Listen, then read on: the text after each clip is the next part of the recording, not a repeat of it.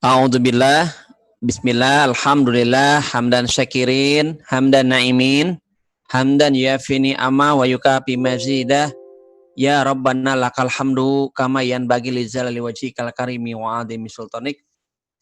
Allahumma salli ala Sayyidina Muhammad wa ala ali Sayyidina Muhammad, kama sallaita ala Ibrahim wa ala Ibrahim wa barik ala Sayyidina Muhammad wa ala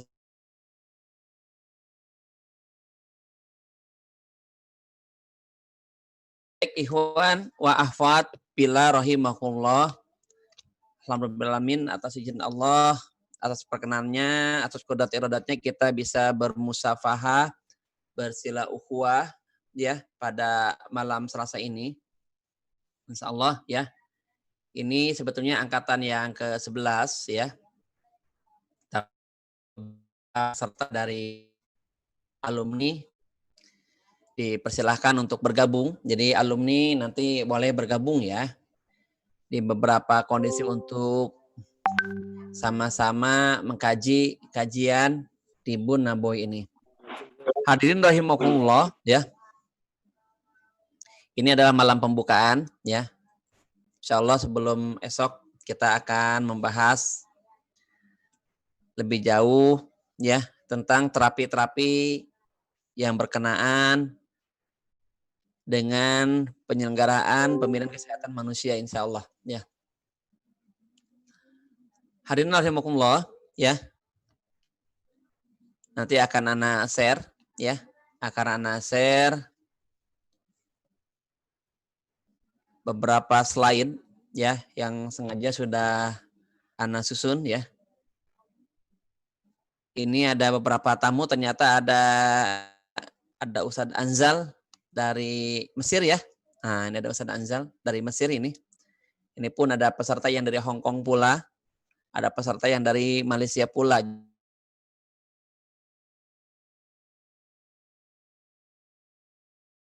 Baik, ya. Nanti sama-sama kita simak ya.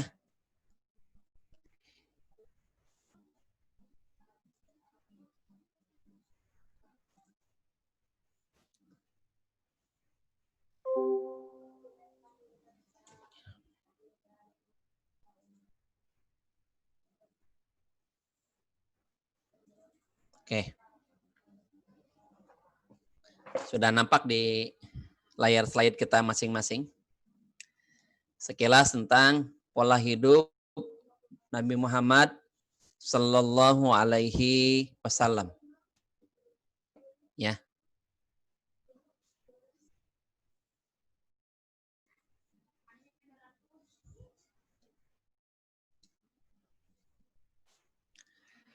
Rasulullah SAW adalah sosok yang luar biasa, ya. Insya Allah siapapun tidak akan meragukan akan begitu luar biasa staminanya beliau, ya, strongnya beliau, perkasanya beliau, bahkan sakitnya sehatnya beliau adalah sehat yang lahir dan batin. Masya Allah ya, luar biasa sekali. Sampai sekarang sebetulnya Anda masih terkagum-kagum ya. Begitu luar biasa. Mohon maaf masih ada yang gabung ini. Bentar di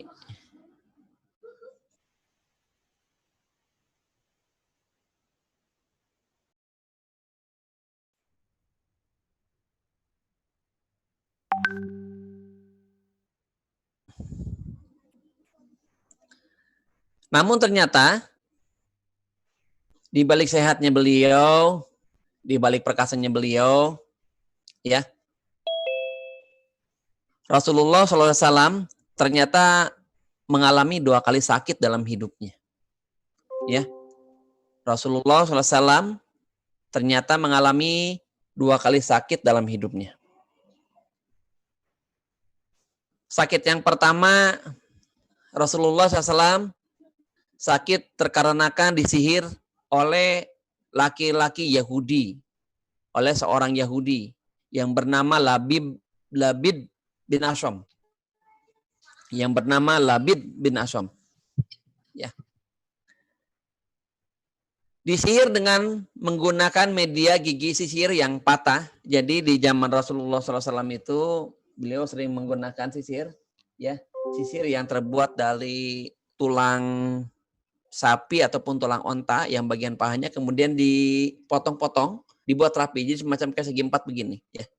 Jadi nggak kecil besar. Dan rambut Rasulullah tuh rambutnya lebat ya, jadi bukan rambut cepak ya.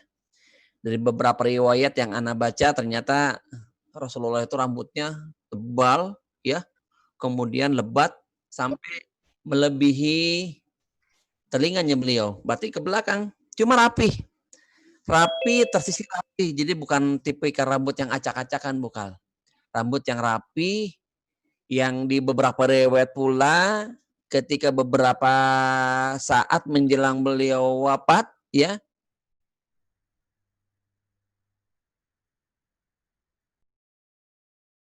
kalau tak salah ada hadis yang mengatakan Aisyah, jadi hanya ada 4 helai uban pada kepala Rasulullah SAW di usia yang 62 tahun sekian sekian sekian ya.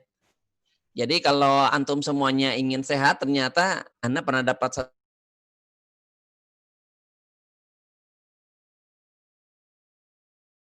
tadi ya. Dan gunakan minyaknya minyak zaitun. Baik ya. Ini insya Allah buat motivasi juga. Dan itu pun ternyata sisir itu juga bagus ya. Sedikit dibahas untuk yang sering sakit.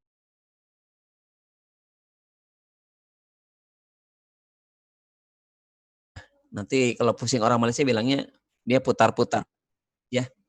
Jadi yang sering pening, sakit kepala, migrain, vertigo ya. Yang sering sakit mata, yang rambutnya rontok dan sebagainya, bisa gunakan gigi sirih ini. Nah, dari gigi sirih ini ternyata nyambung dengan hadis yang tadi dikatakan ya. Ternyata ada beberapa helai rambut Rasulullah SAW yang terjatuh. Ini pun ternyata digunakan sebagai media untuk tanda petik tersampainya sihir. Ya, kulit pelepah kurma. Kulit pelepah kurma yang sering dijadikan sandaran oleh Rasulullah SAW saat bercengkrama dengan keluarga dan para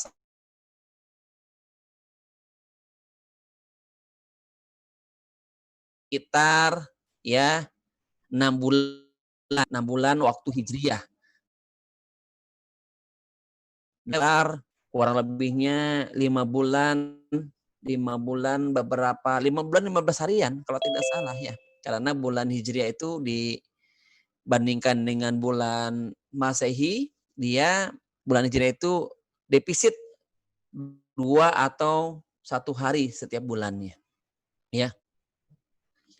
Sihir bekerja selama 6 bulan, ya kurang lebih bulan Hijriah. Efek yang terjadi pada Rasulullah SAW saat disihir itu adalah menyangka telah makan, menyangka telah minum, menyangka telah mendatangi istrinya, tetapi sebenarnya belum melakukan apapun. Tapi ingat, ya, sihir ya mengenai Rasulullah SAW sedikit pun tidak mengganggu risalah kenabian beliau.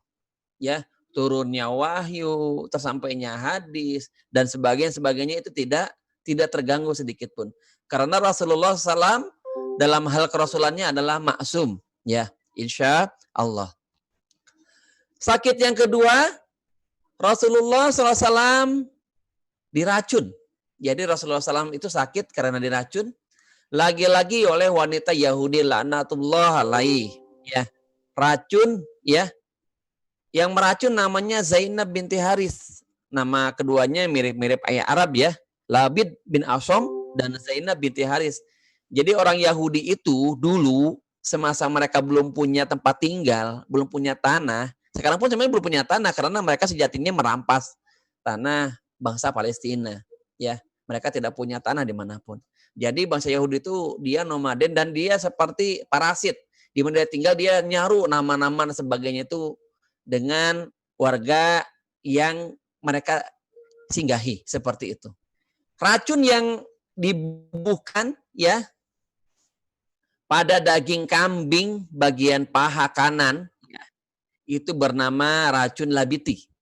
Racun labiti ini racun yang sangat-sangat ganas sekali ya. Ketika pada tahun 2009 qadarullah ana sempat ikut simposium tentang bagaimana, maaf ya, racun ini bekerja dan bagaimana hingga sampai 10 sahabat yang saat itu mencium racun tersebut, belum makan daging, baru mencium itu mati. Saking dahsyatnya ini racun ya.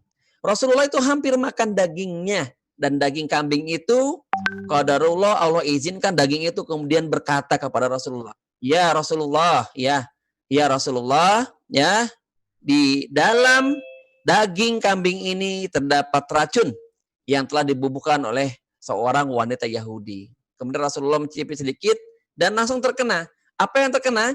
Ternyata urat nadinya terasa putus. Sakit kepala, sesak yang hebat, batuk, panas, dan pingsan. Kalau dianalogikan mungkin melebihi ketika akutnya serangan virus corona ya, yang sudah pada grade 4 ya pada saat ini. Nampaknya lebih dahsyat lagi. Karena 10 sahabat yang mencium racun di tempat tersebut seketika meninggal. Ya. Sampai kemudian Rasulullah SAW memanggil wanita Yahudi tersebut dan bertanya, "Ya, Fulana, apa maksud kau meracuniku?" Dasar Yahudi ya. Jadi ketika si wanita Yahudi itu ketemu Rasulullah, jawabannya ngeles, khas Yahudi. "Ya Muhammad, sengaja aku bubuhkan racun karena ini semacam test case. Kalau kau Nabi, pasti tidak akan mati walaupun diracun." Kurang ajar memang Yahudi ini ya. Nah, Rasulullah memaafkan, tetapi Umar bin Khattab tidak terima di hadis tersebut. Ya, Umar bin Khattab tidak terima karena sahabat sudah meninggal. Akhirnya kisos berlaku ya pada saat itu juga. Ya.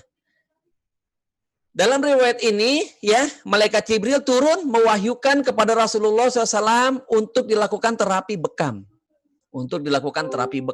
Masya Allah. Bekam, ya, hadisnya cukup panjang, ya. Bekam yang disarankan oleh malaikat Jibril adalah bekam titiknya titik akhdain. Insya Allah besok kita share, termasuk titik, ya. Ini sebetulnya di belakang Ana ada tabel titik bekam, ya. Mungkin beberapa teman-teman sudah mendapatkan poster ya. Poster yang pesan dari Ana sepasang itu. Ada yang titik bekam berdasarkan hadis Rasulullah SAW. Ada yang titik bekam berdasarkan anatomi tubuh, keluhan, ya, dan diagnosa. Ya, wallahu alam bisawab. Ya. Titik yang disarankan oleh malaikat Jibril adalah titik akhdain dan titik, ya, kahil. Ada beberapa riwayat. Riwayat yang pertama, kalau tidak salah, itu pembekamnya adalah Abu Thaibah. Ya, Abu Thaibah dibekam, ya, Masya Allah. Dan Rasulullah SAW tanda petik, ya, tanda petik itu relatif bisa baik setelah dibekam, ya, relatif jauh lebih baik sebelum dibekam.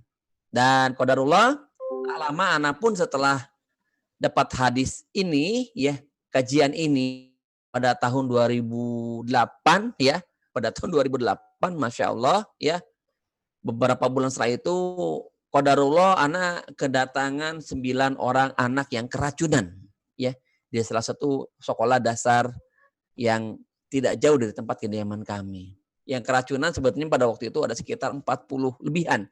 Ya, qadarullah 9 anak datang ke tempat kami, selain kami berikan air madu, air hangat, ya, campur dengan air kelapa hijau, kemudian dibekam hampir semuanya pada titik kahil 2.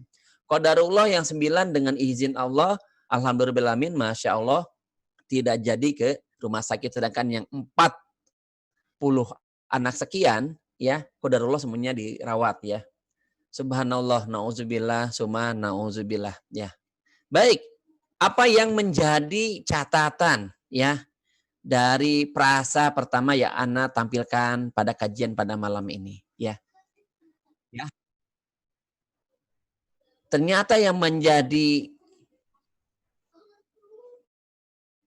pembahasan begitu pentingnya, ya, Rasulullah SAW begitu strong, begitu kuat, ya, begitu perkasa, ya, Masya Allah. Jadi ada penjelasannya. Rasulullah SAW berumur 63 tahun dan hanya 2 kali sakit, bayangkan. Hanya 2 kali sakit. Ingat, kedua sakit tersebut berasal dari eksternal tubuhnya. Ya, dari eksternal tubuhnya. Ya. Bukan dari internal. Ya, bukan dari internal. Ketika perang Uhud itu, ya, Rasulullah SAW berkuda, ya, pulang pergi tidak kurang dari 300 km.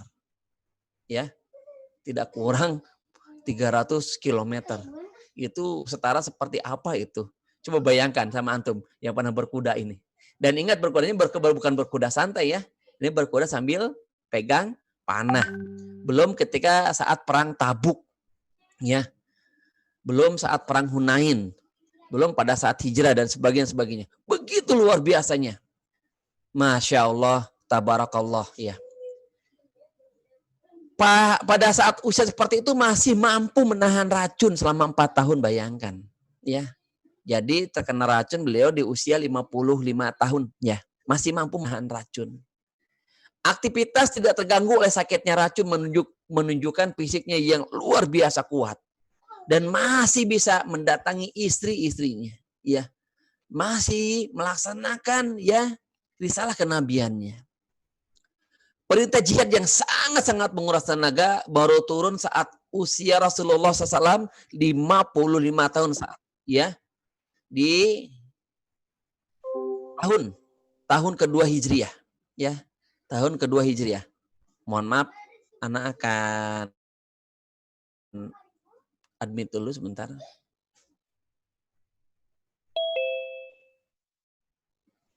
Oke.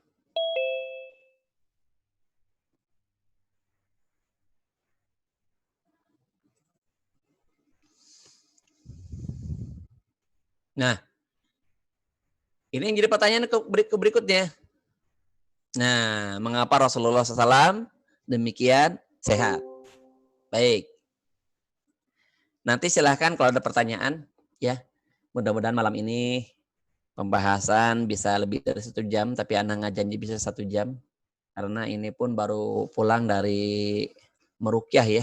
Merukyah yang kena stroke, yang sempat koma.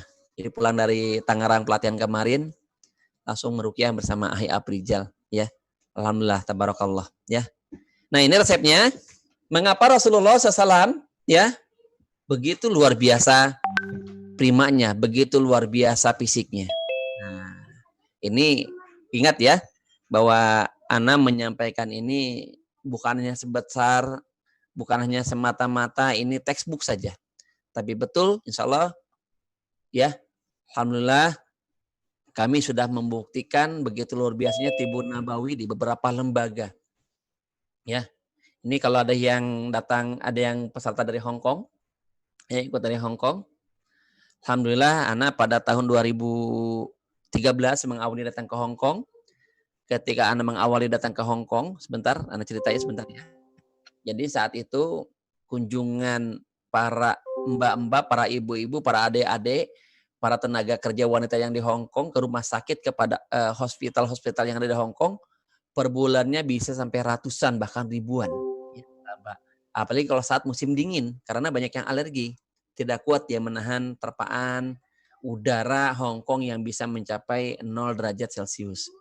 Biasa di Indonesia, biasa di Pulau Jawa suhu antara 22 hingga 32 ya. Malam 22, siang 32, ini datang ke Hong Kong, malam hari bisa di 0 derajat Celcius, siang harinya 5 derajat Celcius. Bahkan pernah minus ya. Sehingga saat itu wudu pun tidak kuat menggunakan air dingin ya, harus ditambah dengan air hangat. Kemudian ya, Masya Allah, tabarakallah, qadarullah, kami memberikan pelatihan Tibun Nabawi selama 8 kali pertemuan, dan itu ada ratusan alumni, ya, ya, pada pertengahan tahun 2013. Setelah itu menyebar alumni, ya, seantero negeri Hong Kong. Kemudian Ana ngisi lagi, ada lagi alumni, Ana ngisi lagi, ada alumni lagi. Masya Allah, 2-3 tahun kemudian ternyata kunjungan para mbak-mbak kita yang dari Indonesia ke rumah sakit di Hong Kong menurun sangat drastis. Pun ini ya ketika Ana mengajar di Stiba Arroya. Istiba Ar-Roya sebelum Tibun Nabawi masuk ya menjadi muatan lokal, menjadi ekstrakurikuler di Istiba Ar-Roya pada waktu itu, dan sebagian besar masih banyak yang belum dengan Tibun Nabawi, wabil khusus dengan bekam ya. Rata-rata mahasiswi yang paling banyak mahasiswi yang berobat ke rumah sakit Sekarwangi, Cibadak dan rumah sakit Cibadak per bulannya itu bisa sampai ratusan. Dan tidak sedikit yang dioperasi. Yang paling banyak dioperasi adalah masalah usus buntu, masalah apendik, ya. Yang keduanya adalah masalah dengan konstipasi, wasir. Yang ketiganya adalah gangguan lambung, ya. Naik dan rendahnya asam lambungnya. Ketika 2016, ya, alhamdulillah, masya Allah, tabarakallah, kami masuk di Ar-Royah, ternyata menurun drastis. Per bulannya 3 orang, 2 orang. Pernah sampai 1 bulan tidak ada yang berobat sama sekali. Masya Allah, tabarakallah. Ini baru 2 tempat. Ya, baru 2 tempat. Dan insya Allah ini setelah anak survei kecil-kecilan, karena tanda petik dengan wasilah, mereka rutin berbekam, ya. Di sini nyambung pada resep kuratifnya. Mereka juga akhirnya minum madu, minum habatus sauda. Kemudian juga rukyah mandiri, ya. Karena tidak sedikit juga ternyata para mahasiswa ini pun dia belum dengan rukyah itu apa. Makanya wajar banyak para penghafal Quran itu banyak yang kemasukan jin, banyak yang kesurupan, ya. Memang seperti itu ya kondisinya. Oke? Ini ada dua. Ini ada 2 pola. Pola yang pertama adalah resep preventif, yang keduanya adalah resep kuratif. Ya, bagaimana pola makan dan minumnya Rasulullah SAW? Persingkat saja. Nanti kalau ada pertanyaan, silahkan ditulis di bagian chattingnya ya. Jadi tidak usah pakai mikrofon, cukup ditulis aja nanti kalau ada pertanyaan. Ya. Yang pertama pola makan dan minum, ya.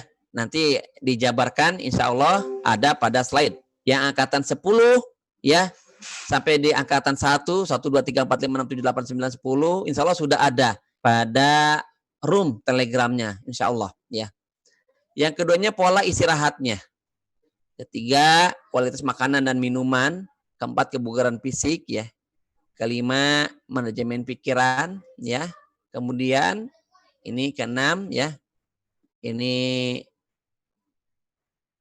nikah, ya.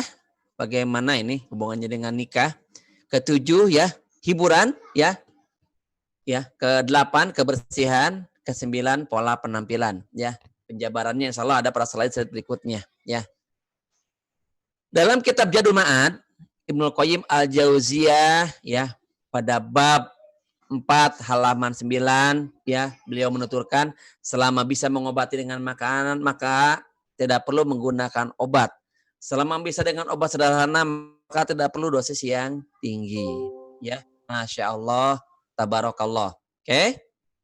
Resep kuratifnya, ya, ada obat secara nyata seperti madu, habas sauda, bekam. Kemudian obat secara spiritualnya, secara ruhiahnya ada ruqyah syariah, ada sabar, ada syukur, ada qanaah, kemudian ada saum, ya, dan sebagainya dan sebagainya. Ingat, pengobatan Nabi yakin menyembuhkan karena bersumber dari wahyu. Adapun pengobatan lain hanya perkiraan dan pengalaman. Ibnu Hajar, ya, Fathul Bari bab 10 halaman 170. Baik. Hadirin yang dirahmati Allah, ya. Pengobatan Islam, ya, pengobatan Islam itu pertama, ya, filosofinya ada 3 filosofi pengobatan Islam. Yang pertama adalah memasukkan nutrisi yang baik. Ini ada yang pernah ikut pelatihan PAZ, pengobatan akhir zaman, ya. Al-Mukarram, Syekh Haris Mujahid, ya, Allah yarham, ya. Beliau menuturkan pengobatan Islam itu ada 3 filosofinya. Yang pertama memasukkan nutrisi yang baik. Tentu yang sudah pasti halalan thayyiban. Tidak mungkin yang haram masuk, ya. Yang keduanya memperbaiki sistem. Memasukkan nutrisi yang baik banyak. Ada madu, ada habatus sauda, ada minyak zaitun, ada kurma, wabil khusus kurma ajwa, ya. Ini bahkan ada fakta terbaru, tidak ada satupun dukun, Tidak ada satupun dukun yang meresepkan kurma ajwa. Tolong catat. Tidak ada satupun dukun yang meresepkan kurma ajwa. Ya, subhanallah, subhanallah ya. Kemudian ya ada kismis, ada delima, ada jahe ya. Kemudian juga di sini ada buah labu, ada talbinah dan sebagainya sebagainya. Masih banyak lagi ya. Ini memasukkan nutrisi yang baik. Memperbaiki sistem dengan cara apa memperbaiki sistem itu? Ternyata dengan gerakan-gerakan pijat ya. Jadi Tibun Nabawi itu adalah segala jenis pengobatan yang di dalamnya tidak ada unsur kesyirikan, ini secara umumnya, tidak ada merusak tubuh dan tidak tidak mempergunakan yang merusak tubuh di kategorinya adalah racun diantaranya. Itu secara umum. Tapi secara spesifik adalah mulai dari ruqyah syariah, kemudian hijamah, obat-obatan yang bersumber dari sunnah dan dari Al-Quran dan sunnah. Ya. Nah ini adalah bagian dari Tibun Nabawi secara sempitnya. Tapi secara gamblangnya, maka selama pijat itu, terapi pijat itu tidak mempergunakan, tidak dibantu oleh khodam, ya, tidak dibantu oleh jampi-jampi, oleh mantra-mantra yang menyalahi syariat Islam, ya, maka itu terkategorikan bagian daripada Tibun Nabawi. Nah, sempat ada pertanyaan, gimana Pak dengan akupuntur? Ya, akupuntur kalau anak pribadi, ya, nanti boleh kalau ada memberikan masukan. Kalau anak pribadi, anak tidak pakai filosofi taonya, ya, yang dua lambang merah dan hitam itu loh ya, itu tao, ya, yin dan yang, ya. Anak hanya mempergunakan teori diagnosa dan titiknya. Jadi nggak sampai pendalaman kepada pendalaman kepada yang di situ sudah hampir berbenturan dengan akidah kita ya.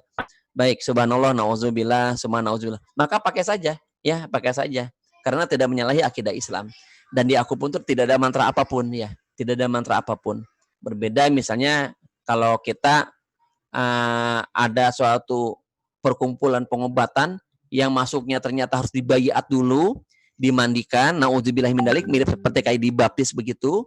Kemudian ternyata ada jampi-jampinya. Nah, jampi-jampinya ternyata jampi-jampi yang tidak ada pada Quran dan Sunnah ya. Ternyata setelah anak teliti, jampi-jampinya itu mengundang datangnya jin untuk meminta bantuan pada treatment terapi itu. Nauzubillah, summa naudzubillah. Ya, baik. Kalau ada pertanyaan silakan ya ditulis di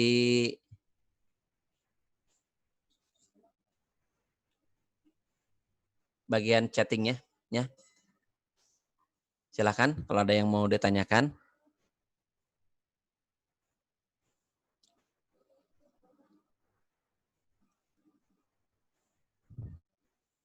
Ini ada beberapa fakta-fakta yang luar biasa ya. Ada fakta-fakta yang luar biasa dalam masalah kebersihan. Ya nanti boleh, insya Allah Ana share di grup ya. Penelitian di University of Munich, Jerman menyatakan bahwa memelihara anjing dalam rumah berpeluang besar orang yang ada dalam rumah terkena kanker payudara. Pada laki-laki berpotensi terkena pada kista di ginjalnya. 80% wanita yang terkena kanker payudara memelihara anjing di dalam rumah mereka ternyata. Ya. Kemudian ada fakta lagi yang unik lagi. Ternyata orang yang rutin dibekam, ya, itu ternyata imun tubuhnya ternyata lebih maksimal terkeluar sel interferon sehingga tercegah dari tumor dan kanker. Masya Allah, tabarakallah. Lagi, para wanita di barat lebih banyak terkena kanker payudara dibandingkan wanita di timur. Karena di barat lebih banyak memelihara anjing dalam rumah dibandingkan wanita timur. Bahkan kalau di Islam, hampir-hampir. Selama dia muslimah taat, hampir-hampir tidak ada. Pak Rahmat, kemarin ada di YouTube rame, di media sosial rame. Seorang ahwat bercadar melihara anjing. Sampai anjingnya ada 13. Oh, ada pernah sempat baca ya? Antum semuanya ya? Sempat ya? Yang wanita yang memelihara anjing ini kan sampai dia cium-cium anjing tersebut. Subhanallah, nauzubillah, subhanallah. Ternyata itu pakai cadar seketika saja. Jadi kesehariannya memang walaupun dia muslimah, tapi ya begitulah pola hidup ya. Nauzubillah, tsumma nauzubillah. Ya. Lanjut lagi ya.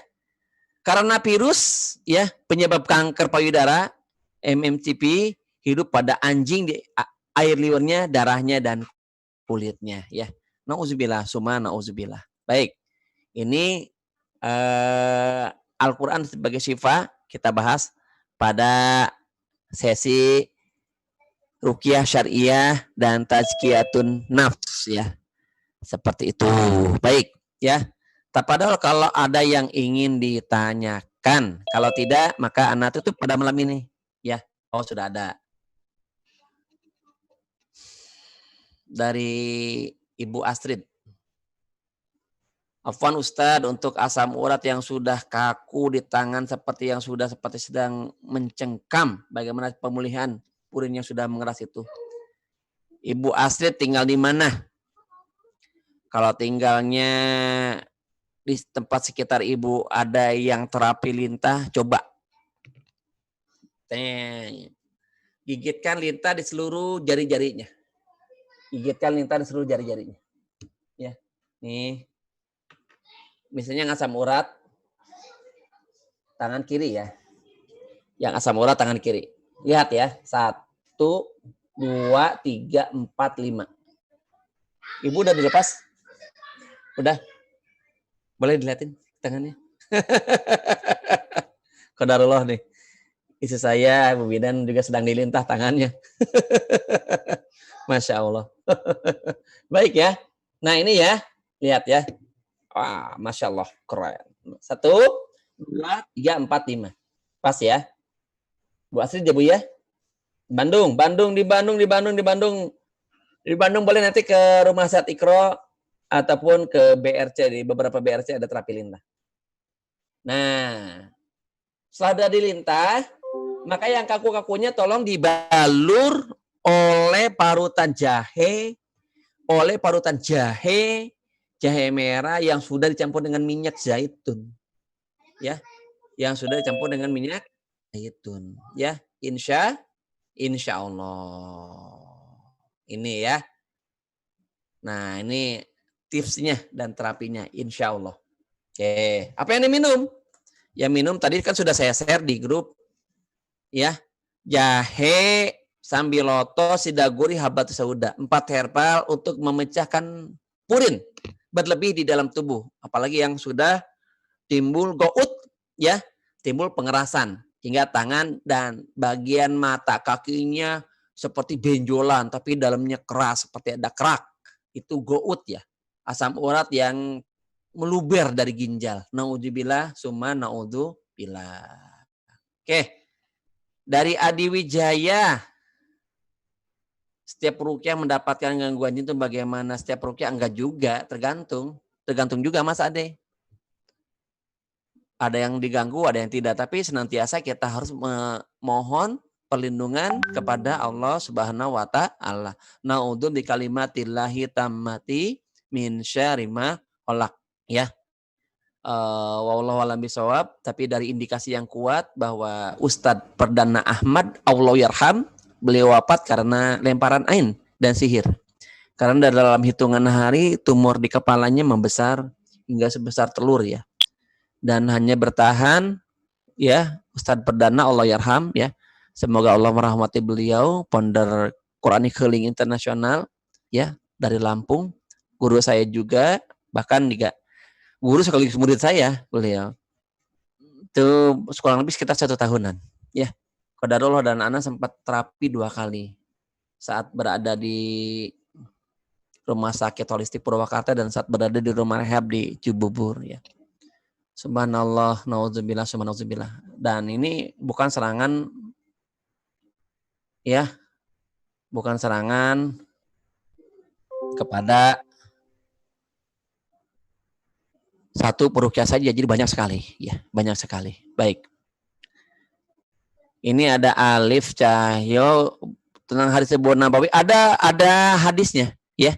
Nanti kalau antum mau pesan bisa. Hadis tentang Tibun Nabawi ya. Ini bahkan bukunya ada. Buku yang ditulis oleh Ibnu Qayyim Al-Jauziyah. Jadi buku-buku dan kitab-kitab yang spesifik membahas tentang pengobatan luar biasa, banyak sekali ya. Banyak sekali. Kapan Alif mau datang ke tempat kami? di Sukabumi. Iya, Ana tunggu ya. Serius, nanti kita sekalian kalau ada pelatihan-pelatihan, banyak insya Allah ya. Dan qadarullah, Ana dapat juga dari beberapa ustadz yang dari Stibaroya yang asli berbahasa Arab nih Mas Anjal ya. Nih Mas Anjal ya, ini dari Mesir insya Allah. Nah ini Anda dapat juga beberapa kitab-kitab yang spesifik tentang Tibun Nabawi, tentang pengobatan, ya, tentang pengobatan, tentang kedokteran Islam, ya, yang masih dalam bentuk nas aslinya, ya, Masya Allah, tabarakallah. Oke, apakah tensi 130, 80 termasuk dalam hipertensi? Belum. Hipertensi itu adalah ketika tensinya di atas 160. 160 ke bawah belum terkategorikan dia tensinya tinggi, belum ya, itu sistol. Diastolnya yang bawahnya contoh 160 sistolnya, 100 diastolnya ya, itu belum. Tapi kalau sudah 170 ya, kemudian diastolnya 110, nah itu sudah terkategorikan hipertensi ya, itu terkategorikan sebagai hipertensi. Baik ya, walaupun di beberapa kondisi tidak pasti juga, tidak harus ya. Oke, next pertanyaan ya. Tapi apa yang cocok buat hipertensi? Bekam. Ya. Titiknya mana? Titik ginjal. Titik ginjal, titik katifain, titik ahdain. Ya, tentu saja kahil. Nah, itu titik yang spesifik untuk menurunkan tensi. Oke. Dari Ustadz Anzal. Oh, ini dulu tunggu. Dari Hilman. Dalam khotbah Ibu Nabi, gimana cara kita masih flu dan lendir yang mentenggorokan? Ada hadis tentang gurah. Ya. Mas Hilman, ada hadis tentang gurah. Ya. Hadis tentang gurah. Ya. Semoga anak tidak lupa, tapi tinggal ngejanji materi tentang gurah ada banyak. Bahkan video-videonya ada. Dilihat deh di YouTube mana deh. Di YouTube tutorial cara membuat ramuan gurah. Di YouTube Rahmat Bekam ada di situ ya. Tutorial tata cara membuat ramuan gurah herbal ya. Nah, itu anak pelatihan waktu 2018 ya. Masya Allah ya. Bisa nanti dipraktekkan sama antum ya. Gurah insya Allah ya.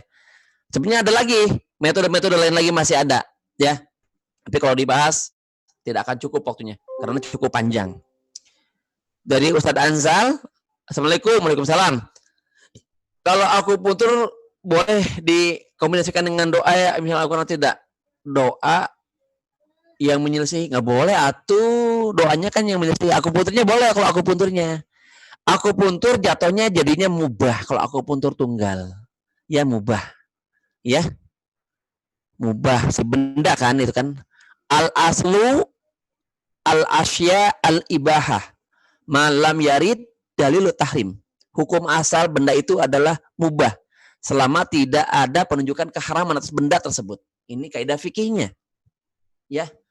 Al-aslu fil af'al atau qayyid bi ahkami syariah. Tetapi hukum asal perbuatan terikat dengan hukum syara. Haram, makruh, mubah, ya, kemudian sunnah, wajib. Nah itu kaidah fikih antara hukum perbuatan dengan hukum benda. Ya, wallahu a'lam bishawab. Jadi, Anda sering mengkombinasikan akupuntur dengan ruqyah, tapi ruqyah syariah tentu. Ini ruqyah syariah, ya. Ketika ada ahwat yang reaksi, kita kan nggak bisa nyentuh ahwat, betul? Ya, nggak bisa megang ahwat ya. Ahwat reaksi, wah ahwat reaksi. Gimana ini? Nggak ada ihwan. Ya, Ana cuma seorang diri. Ana ihwan seorang diri. Itu kejadian waktu itu pas di Cina, di Makau, Cina. 2017 kejadiannya. Jadi terjadi kesurupan massal ketika Ana sedang memaparkan Tibun Nabawi kepada mbak-mbak yang pada kerja di kasino. Rupanya jin-jinnya di kasino itu keluar semuanya, paham nggak? Keluar bahasa Jackie Chan-nya keluar semuanya. Bahasa Jackie Chan, bahasa Jati semuanya keluar. Gitu, dengan bahasa Portugis. Karena Makau dulu adalah jajahannya Portugis. Ini gimana nih? Aduh, itu sudah jam 1 malam. Sedangkan jam 3 Anda sudah berangkat ke airport ya untuk pulang ke Indonesia. Nah, ternyata Masya Allah berikan pertolongan. Anda baru ingat, Anda masih ada beberapa ampul jarum akupuntur. Udah tusuk aja kepala-kepalanya tanpa menyentuh mereka. Ya, tusuk. Bismillahirrahmanirrahim, ya. Allahumma rabban nas adhibil basyais fihi anta syafi la syifa illa syifauka syifaan la yughadiru saqama, tusuk. Ya. Dengan izin Allah seketika semuanya sadar, ya. Sebelum sebagian besar panitia histeris karena bingung bagaimana cara menangani yang kesurupan karena belum pernah terjadi. Seumur umur pertama terjadi itu ya di Makau ya. Subhanallah, subhanallah ya. Jadi ingat itu pengalaman ya. Jadi boleh saja ya. Dan di beberapa kondisi anak kalau bepergian selalu bawa jarum akupuntur. Begitu Ustaz Anzal ya. Wallahu alam bisawab. Oke, dari Ukhti Anissa, apa ciri-ciri orang yang terkenal dengan peran ain? Sudah dibahas, nanti dibahas lagi deh ya, karena panjang ini. Ini bisa 1 jam ya. Kemarin kita membahas ain aja sampai 5 pertemuan berturut-turut ya di angkatan yang ke-9 dan ke-10 ya. Masya Allah ya. Oke, ini Alif ya. Insya Allah ketemu nanti di Sentul ya. Assalamualaikum, bolehkah menggabungkan terapi bekam dengan hipnoterapi? Tidak boleh. Hipnoterapi bukan dari Islam. Hipnoterapi tidak boleh digabungkan dengan bekam. Tidak boleh ya. Sama sekali tidak boleh. Tidak boleh menggabungkan hipnoterapi dengan bekam. Di PBI, dengarkan baik-baik ya. Di PBI, hipnoterapi termasuk adalah yang dilarang. Ya, dilarang secara resmi oleh institusi PBI, Perkumpulan Bekam Indonesia, ya, untuk para praktisinya, apalagi para trainernya. Bentar.